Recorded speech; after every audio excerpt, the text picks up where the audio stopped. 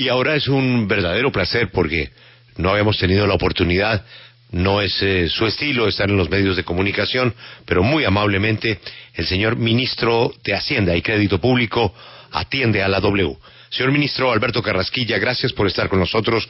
Muy buenos días. Muy buenos días, con todo gusto. Señor ministro, ayer hicimos un ejercicio hipotético, un divertimento imaginario, entendiendo la crisis que tiene algún sector de la economía, de los tantos problemas que están en su escritorio. Y se nos ocurrió con algunos empresarios escuchar la posibilidad de ampliar los días sin IVA. Y pensábamos que era posible de pronto considerar por parte de su despacho la posibilidad de abrir la ventana del IVA a aquellos sectores que hoy no están pagando IVA, que tienen una cantidad de inventario y que si de todas maneras pues no están pagando el IVA, pasárselo al consumidor, activar el consumo y activar la máquina de producción y comercial y evitar que se destruya empleo. ¿Eso es muy loco, señor ministro? No, mire, nosotros estamos analizando ese problema. O sea, el problema que usted identifica es un problema que abarca obviamente el IVA, pero también otra tributación. Son personas que en este momento no están facturando, que tienen unas obligaciones tributarias, etcétera, y que algún día se normalizará. No estoy diciendo que mañana ni que pasado mañana, pero se normalizará. Entonces, estamos estudiando posibilidades de posponer. Ya hicimos un primer paso en el caso de la primera parte del pago del impuesto de renta de las MIPYMES. Eso ya lo hicimos, salió un decreto, se pospusieron, eso más o menos son unos 700.000 millones de pesos o algo así, se pospusieron de este mes de mayo tan duro a noviembre, donde esperamos que las cosas estén mejor. Y lo que usted sugiere, para nada loco, estamos analizando posibilidades de dar alivios de caja por la vía no de quitar ni de tomar decisiones estructurales, sino de aliviar en una situación tan difícil como esta. Para nada loco. Señor ministro, ayer algunos críticos de esta propuesta nos decían que esto solo desplazaría y concentraría el gasto mientras dejaría más desfinanciado al Estado.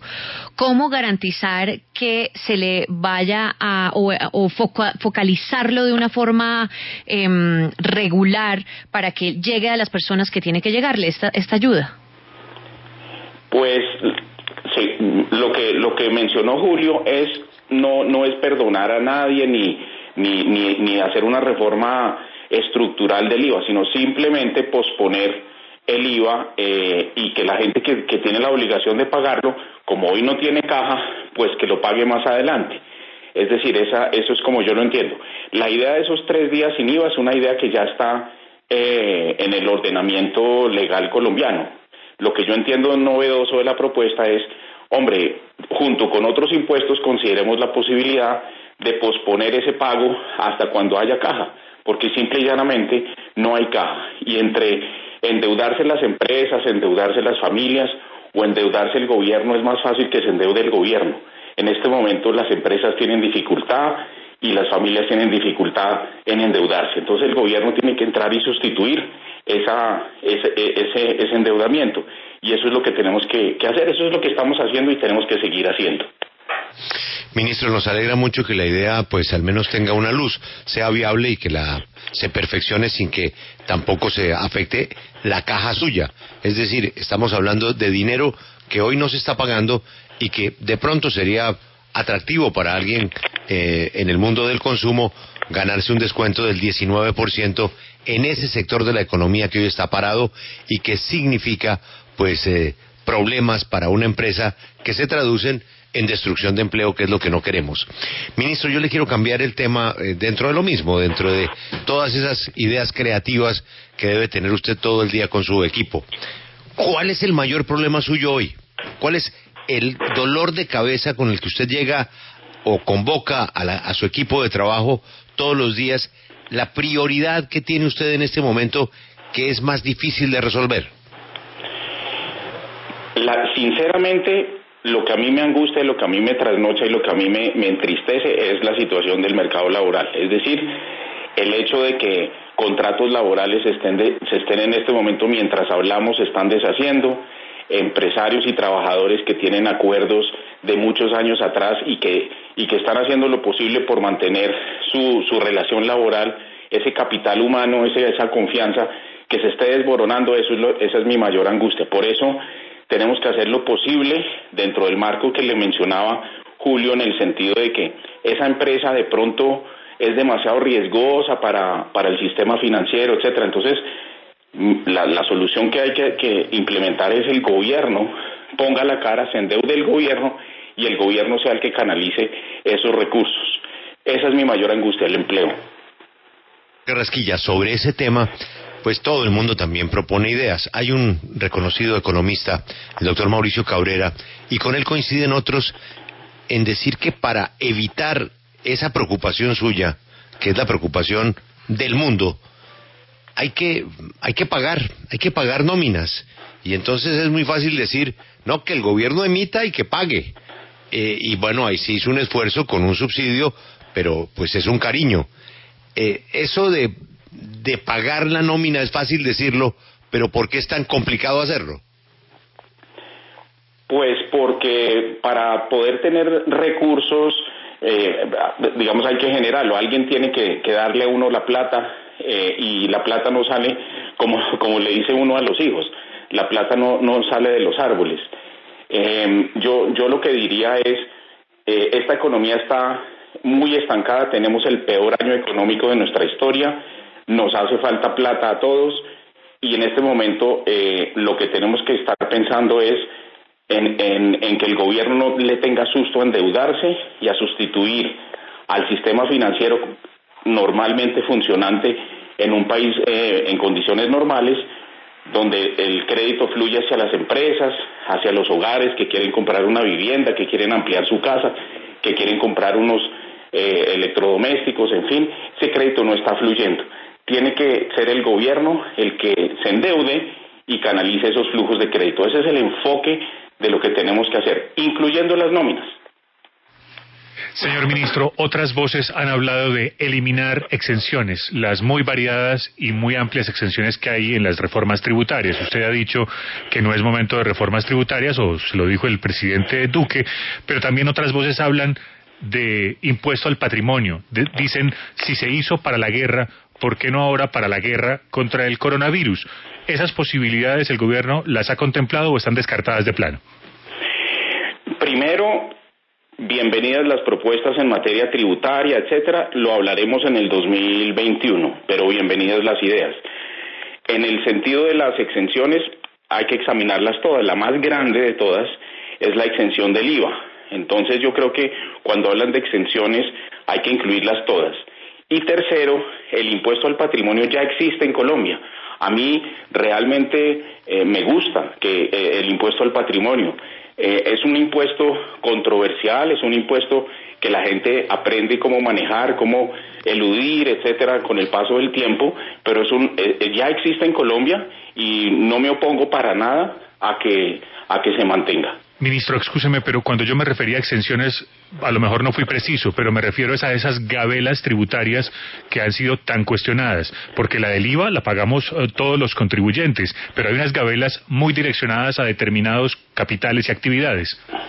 Bueno, ese es un tema controversial. Yo lo que le digo es que el IVA está exento a una enorme proporción de la canasta de consumo, tanto de ricos como de pobres. Entonces, es parte de la discusión de las exenciones, porque los ricos tampoco pagan el IVA cuando el bien está exento. Eso es controversial y no quisiera yo entrar en este camino en este momento. Y las exenciones que usted llama gabelas, pues se refieren a maneras imperfectas, imprecisas, indeseables, si se quiere, de reducir lo que es una tasa de tributación muy alta para las empresas y para la actividad empresarial en Colombia. Hemos diseñado un sistema tributario en el cual hemos estado orientados por la cuestionable idea de que es que las empresas son ricas y las personas son pobres. Las empresas no son ricas ni pobres, las empresas son grandes o chiquitas, y hemos construido un sistema tributario basado en que las empresas hay que, por decirlo así, extraerles todas sus utilidades. Eso es un error, porque como lo estamos viendo hoy en día, ellos son los que generan el empleo. Sí, ministro, hablemos de las medidas que ya están sobre la marcha. ¿Qué tan probable es, por ejemplo, que se incluya a personas naturales, empleadoras, en el subsidio a la nómina? Absolutamente correcto el punto.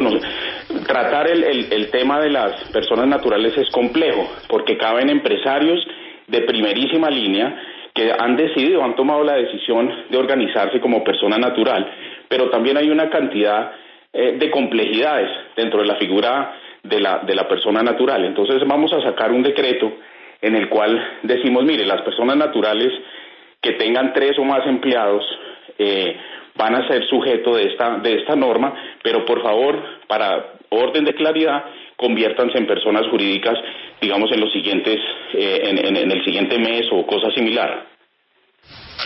Sí, ministro, expliquemos eso porque usted nos está dando noticia en este momento. Es decir, en este decreto de subsidio a la nómina entran las personas naturales que tengan 3 o más empleados, pero bajo el compromiso de que se configuren como personas jurídicas. Eso, precisemos.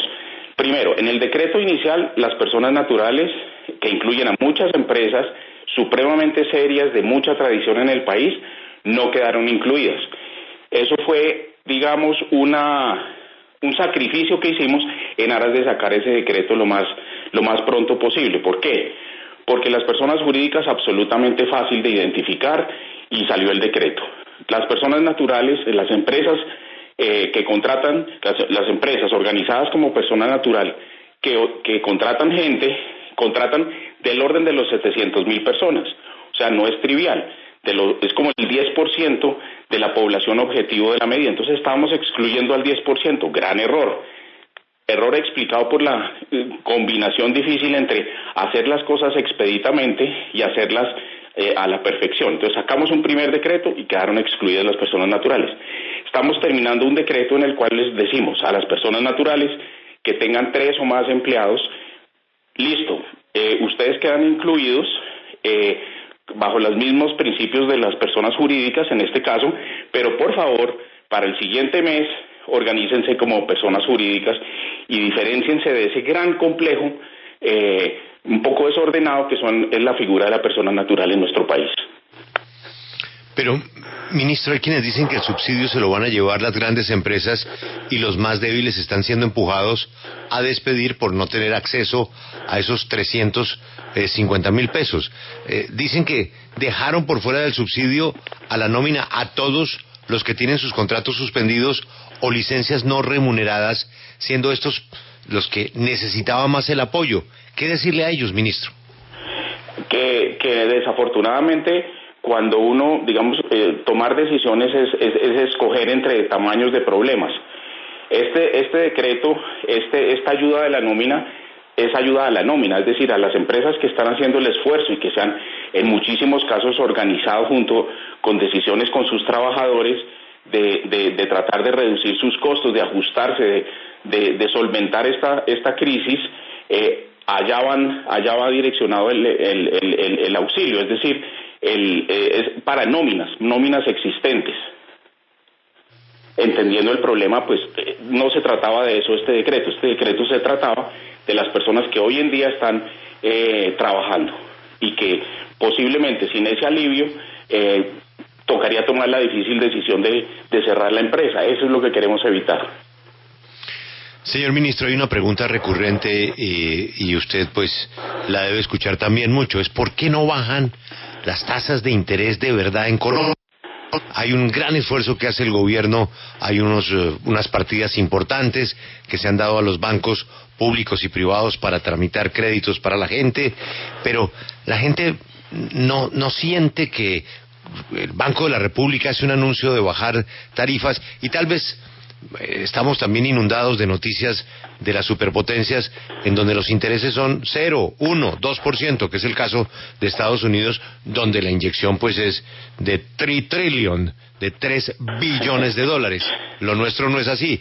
Pero ¿por qué no se compadece la bajada de los intereses del Banco de la República con lo que le pasa a la gente en el día a día con su tarjeta de crédito, por decir algo? Esa es una excelente pregunta. Yo diría lo siguiente, yo diría, en este momento, comparado con hace 6 meses, por decir algo, hay muchísimo más riesgo. Es decir, si yo le prestara plata a alguien, yo vería hoy en día una situación muy distinta a la que veía hace 6 meses, y por lo tanto, yo quiero que esa persona que recibe mi préstamo me compense a mí el riesgo adicional que estoy tomando. Entonces yo, hace 6 meses de pronto, si tenía una plata, yo prestaba a una tasa X, y hoy en día, como veo más riesgo, como veo más posibilidades de que no me repaguen, voy a tratar de que me compensen ese riesgo. Entonces, la elevación del riesgo, por su naturaleza, eleva las tasas de interés. Lo que el Banco de la República ha hecho es tratar de decirle a los mercados, no se preocupen, la liquidez va a estar, las posibilidades de renegociar créditos, va a estar disponible por lo menos la liquidez para hacer esas renegociaciones, y ha habido cierto éxito en eso, en el sentido en que la emisión monetaria que se ha hecho ha sido muy grande, las tasas de interés con las cuales el Banco de la República interactúa con los demás bancos del país ha bajado un punto ya, y eso es el esfuerzo que se está haciendo. Tenemos tranquilidad en nuestro sistema financiero, afortunadamente, en virtud de esos temas. La tasa de interés, en síntesis, sube un poco porque ha subido el riesgo, y la lucha que tenemos es tratar de que el mercado sea estable, de tal manera que esas tasas no suban irracionalmente. Ministro, esta es una crisis como no se había visto y de la que algunos consideran única en una generación, que no tiene ni siquiera referencia posible con las más cercanas crisis económicas que se han vivido en el mundo, y algunos se van incluso hasta la Gran Depresión para encontrar algo parecido. Y con un ingrediente adicional, no sabemos dónde vamos a aterrizar todavía, y lo que haga cualquier gobierno va a ser poco. Es poco para el gobierno de Estados Unidos, para el gobierno de Alemania, para cualquier gobierno. Pero algunos consideran que se puede hacer más en medio de las dificultades, y se lo digo por el doctor Salomón Kalmanovitz, que él dice, por ejemplo, que Perú, que tiene un regreso por habitante menor al nuestro, está dispuesto a movilizar el 12% del PIB, que Chile, que ha sido el maestro de la ortodoxia regional y que ha sido un referente permanente para nosotros, está yendo más allá.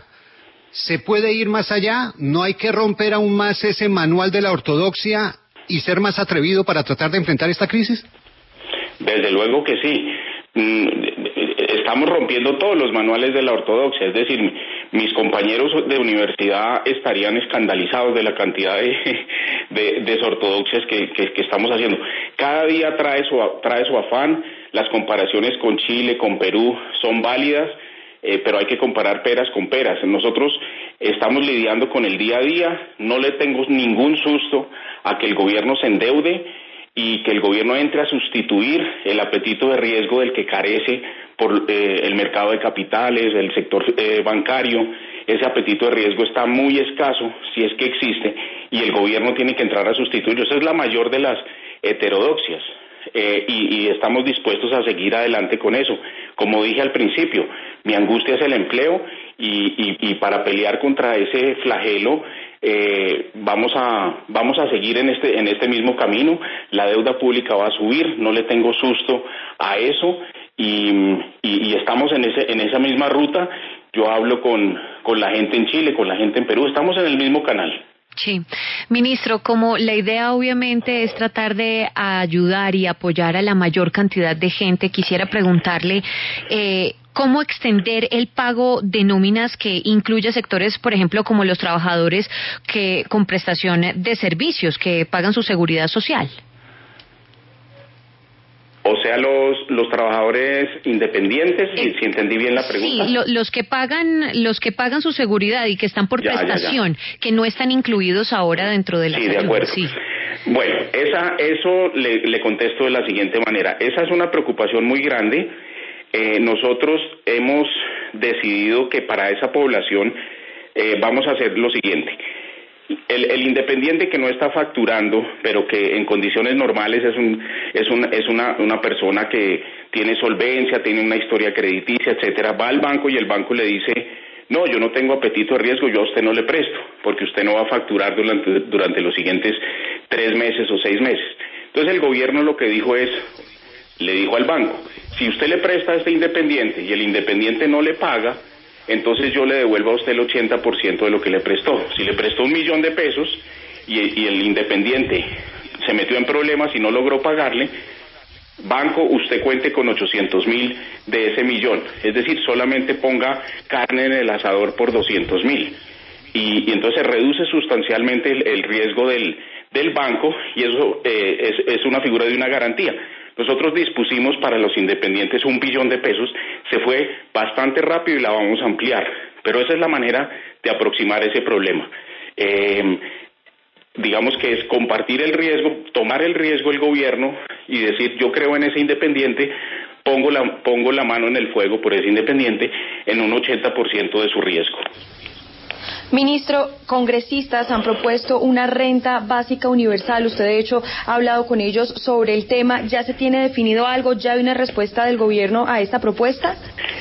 Es una propuesta muy interesante, es una propuesta que el gobierno recibe con todo respeto. Y fíjese una cosa, cuando nosotros hicimos lo que llamamos el ingreso solidario, lo que hicimos fue tratar de complementar programas sociales que existen de muchos años atrás, y que déjeme decirle han sido muy exitosos, y no es cuestión de un gobierno ni de otro gobierno, es una política de Estado, lo que llamamos Familias en Acción, por ejemplo, Jóvenes en Acción, etcétera. Son programas que ya existen, vienen de muchos años atrás y los hemos fortalecido, pero había una cantidad de gente que no estaba en situación de pobreza y que por lo tanto no estaba en ese universo de las políticas de Familias en Acción, etcétera, y esa población, dijimos, hombre, en esta situación de crisis, esa población que no es pobre puede perfectamente migrar hacia la pobreza. Entonces, creemos un programa de renta universal, por decirlo así, para esa población,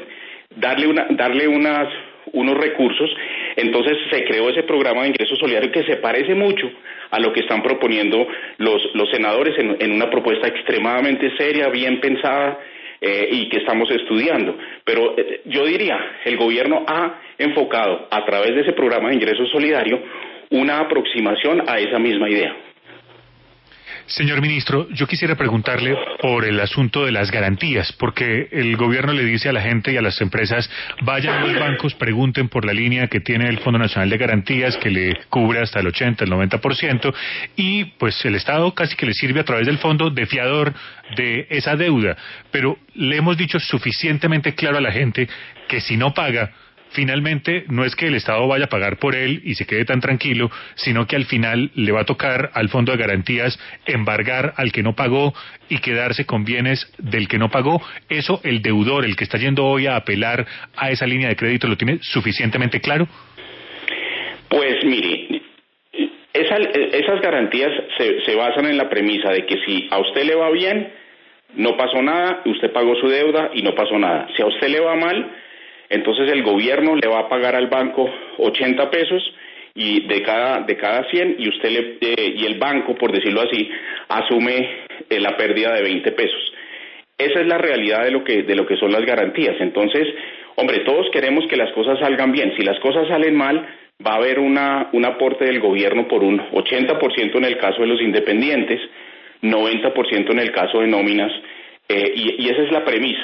Entonces, el supuesto básico, el principio conceptual básico es que el gobierno tiene que entrar a tomar el riesgo que en este momento, por las circunstancias, el sistema financiero, que normalmente lo hace, pues no lo está haciendo, no tiene ese apetito de riesgo. Claro, ministro, pero le insisto, el deudor tiene claro, suficientemente claro, que igual va a tener que pagar esa deuda y que el Fondo de Garantías en algún momento, si no paga, va a ir a embargarle sus bienes si no paga el préstamo, que no es que al final se puede levantar las manos y dice, no, qué pena, yo no pude, sino que al final el Fondo de Garantías va a ir a por sus bienes, a embargarlos o mediante cobro judicial a intentar que el valor de lo que prestó lo pague. Eso es lo último que uno quisiera, pero eso, digamos, si yo pido prestado y no pago, alguna garantía he ofrecido. Nadie quiere que terminemos en eso, pero eso sucede en el día a día de la normalidad. Es decir, cuando uno pide un préstamo y no lo paga, eso tiene consecuencias. Lo que estamos diciendo aquí es que una parte importante de que haya un impago lo asume el gobierno. Esa es la característica de la garantía. No se modifica. Las consecuencias de no pagar son diferentes en el sentido en que yo tengo, el banco va a recibir 80 de los 100 pesos que prestó. Esa es la única diferencia. Y por eso, al tener asegurados esos 80, está más dispuesto a prestar que si le tocara cargar a sus pérdidas todos los 100 pesos. Entonces, esa es la única diferencia y me parece que es una diferencia sustantiva y muy importante. Lo demás sigue igual, es decir, las consecuencias de no pagar en condiciones normales y en condiciones atípicas como la actual son iguales.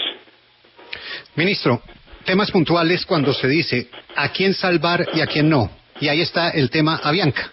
Y obviamente Avianca, muchas personas dicen, ¿por qué salvar a Avianca? ¿Y por qué si es en Panamá y toda la discusión y una cosa y la otra? Pero lo cierto es que el día después que llegará, en algún momento llegará, todavía no sabemos cómo, un país que no tenga una aerolínea que cubra, como en el caso nuestro, lo que cubre Avianca, pues se le hará más difícil la recuperación. Pero ¿hasta dónde se puede llegar o no en el tema Avianca por parte del Estado, o no hay que salvar a Avianca por parte del Estado?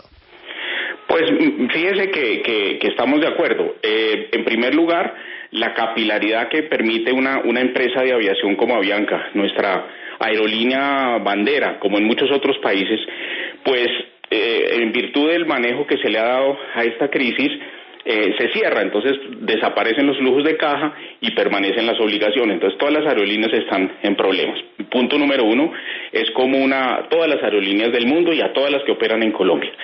Segundo, muchos países han decidido meterle recursos para salvar esa aerolínea, no para ayudar a los accionistas, ni para perdonar a los tenedores de deuda, ni nada, simplemente para mantener un enorme activo, que es la capilaridad, la comunicación, las redes que permiten la existencia de esas aerolíneas en un país como el nuestro. Número 3, en el caso específico de Avianca, fíjese que Avianca ya hizo su apelación para lo que llaman el capítulo 11, que es una especie de ley de bancarrotas mediante la cual Avianca entra a ese proceso. Todos los tenedores de deuda, todos los quienes les han prestado plata, sus accionistas, pues quedan prácticamente borrados.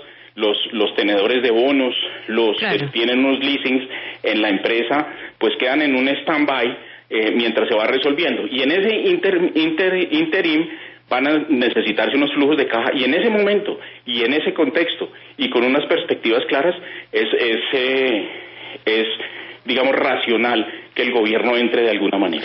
Ministro, pero ayer justamente Avianca aseguró que va a pedir al Banco de la República un crédito de $800 millones. ¿Eso va a ser posible?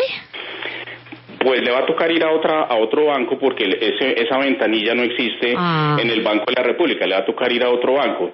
Ese negocio no está el banco. Pero entiendo el punto. O sea, el punto de fondo es, va a necesitar unos créditos, y esos créditos que va a necesitar, ¿para qué? Para mantener la caja de tal manera que el día que pasemos esto, podamos tener una aerolínea funcional. Necesita una caja. Hay unas personas que están en este momento en la nómina, hay unos costos, etcétera, y en la medida en que ese proceso del capítulo 11 vaya achicando la empresa a la verdadera realidad de lo que va a ser el mercado, una vez salgamos de esto y bajo unas condiciones supremamente estrictas, pues el gobierno puede entrar, no para salvar a ningún accionista, ni para salvar a ningún tenedor de bonos, ni nada de eso, para preservar la capilaridad y la comunicación y las redes en nuestro país. Ministro, ¿el gobierno ha sentido la presión de Avianca de que, por ser esa bandera que todos queremos y que no nos pasa por la mente que se pueda acabar, esa presión la ha sentido el gobierno de que no, es que hay que salvar a Avianca? Entonces comienzan a hablar de $1.200 millones, o de esa ventana inexistente para pedir un préstamo de 800, o que ahora con la ley de quiebra, entonces el gobierno se conmueva y tenga que sacar plata de donde no hay para salvar a Avianca. ¿Usted se ha sentido presionado por el tema de Avianca? No, para nada. Obviamente hemos tenido conversaciones con la administración de la compañía, han sido, digamos, comunicaciones extremadamente técnicas, respetuosas, cero presión, y todos buscando el propósito de preservar no el capital de unos accionistas, no el capital de unos acreedores, sino el capital social que se ha construido y la comunicación, la red que se ha creado, hay que preservarla. Eso es un patrimonio y que no solo abarca a Avianca, sino a todas las demás aerolíneas que tienen tantas dificultades en este momento. Se trata de preservar un servicio vital para nosotros los colombianos. Exacto, ministro. Sobre eso último que usted acaba de mencionar es que le quiero preguntar.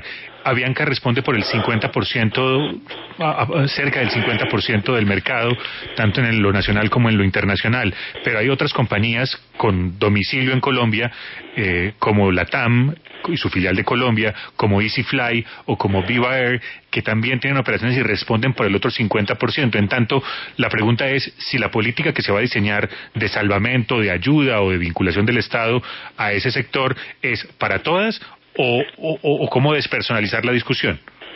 Pues se trata de preservar un servicio que tenga color amarillo, color azul, color verde, color naranja. Eso es irrelevante desde el punto de vista de la política pública.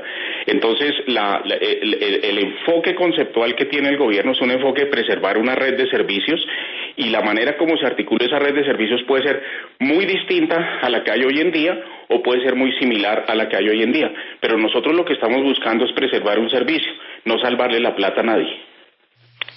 Señor ministro, creo que hemos abusado de su tiempo. Muchas gracias por todas estas inquietudes, por estar con nosotros en la W. Mucha suerte en todas esas preocupaciones que no le dejan dormir en el tema de generación de empleo, y estaremos pendientes a ver cómo evoluciona esa posibilidad que planteamos en el tema de abrirle una ventana, un espacio a ese IVA que hoy no se está recogiendo y que podría ir al consumidor. Ha sido usted muy amable, ministro. No, ustedes son los amables. Muchísimas gracias, Julio, y muy buen día. Es el ministro de Hacienda, Alberto Carrasquilla, en la W. Creo que Alberto por primera vez, ¿no? Sí. Pues sí. Estábamos abusando, ya lo teníamos.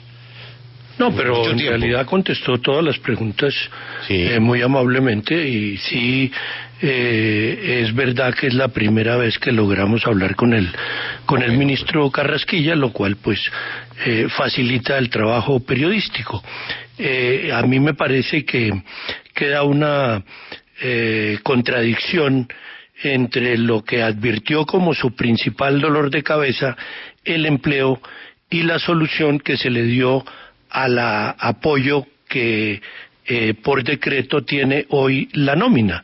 Porque si bien es cierto, él dice que las soluciones tienen que ser por partes, el hecho de haber dejado a las empresas que por fuerza mayor o que por otras razones tuvieron que mantener el contrato de trabajo, pero en condiciones que el decreto no reconoce, deja por fuera una cantidad inmensa de empleados que tenían la expectativa de recibir ese beneficio. Claro. En cambio, muchas empresas que tienen mayor capacidad de aguante van a tener acceso al beneficio. Julio, yo no Entonces ahí encuentro esa contradicción. No quisiera hacer aguafiestas, Julio, con su expectativa, pero yo siento que el ministro dijo otra cosa. No, no entendió. Él cree que es posponer el IVA. Exactamente. Que es dejarlo para pagarlo después. Y la propuesta en este caso es eliminarlo, al menos durante medio mes, para que ese beneficio se, digamos, promueva el consumo, y en tanto promueve el consumo, pues aumentan las ventas y la caja de las empresas, sobre todo en ciertos sectores que hoy no están facturando mucho. Bueno. Pero por la respuesta del ministro, yo creo que él entiende que se trata desde posponer y no de eliminar. Bueno, pues esperemos a ver qué resuelve y que concluye el beneficio a propósito del tema del IVA. Gracias, ministro. Ya regresamos en segundos, Marisabel, aquí en la W.